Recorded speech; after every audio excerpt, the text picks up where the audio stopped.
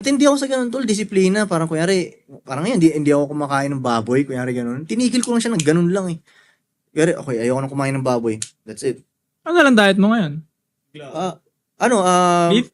Beef, chicken, gulay, yan, mga ganun. Isda, hindi ako ganong mahilig sa isda. Fasting ka rin? Hindi ako nagpa-fasting, tol. Hindi ko kaya yun, mahilig ako. Tol, 2 beses nga ako nagla-lunch eh. Oo. Oo, 2 Hindi ka beses ako tumataba. nag-lunch. Syempre pinagpala ako eh.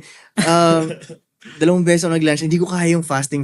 Pero sinasabi nila sa Maganda raw akin, yun eh, no? maganda. Hindi ko pa lang siya na deep research pa. Pero marami na ako naririnig na ganyan na maganda mag-fasting. Pero ako hindi, kain talaga ako. Breakfast, 2 lunch, dinner, mag-i-snacks pa ako niyan bago matulog. Kami doon kami pumayat eh. 95 kilo ako nung, tapos ngayon, 70. Oh, wait, so mataba ka dati? Oo, 95. Kasi yan hindi ko pinagdaanan. Never ako naranas na maging Hindi ka mataba. tumaba.